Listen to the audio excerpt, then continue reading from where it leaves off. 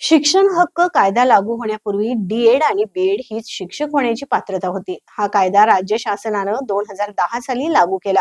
February 2013 पासून शिक्षक पात्रतेसंदर्भात TET लागू केली.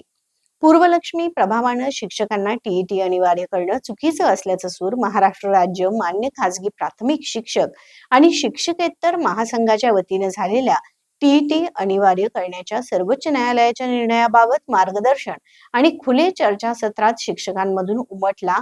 फेब्रुवारी 2013 पूर्वी सेवेत रुजू झालेल्या शिक्षकांना टीईटी परीक्षेमधून सूट द्यावी आणि टीईटी परीक्षेतून सूट दिलेल्या शिक्षकांना पदवीधर विषय शिक्षक किंवा मुख्याध्यापक म्हणून पदोन्नतीसाठी सुद्धा टीईटी परीक्षेतून सूट देण्यात यावी अशी मागणी करण्यात आली आहे.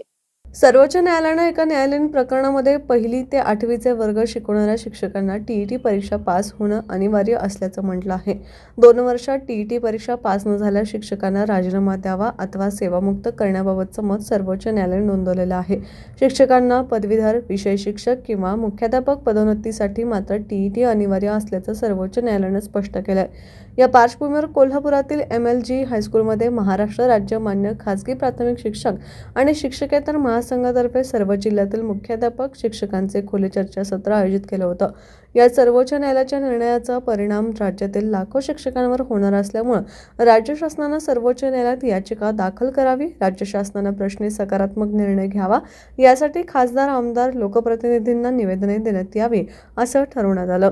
कोल्हापूर सर्किट बेंचचे वकील ओंकार घाटगे यांनी टीईटी अनिवार्य करण्याबाबत सर्वोच्च न्यायालयाच्या निर्णयातील महत्त्वाची निरीक्षणे, या निर्णयाचा शिक्षकांवर होणारा परिणाम याची सविस्तर माहिती दिली.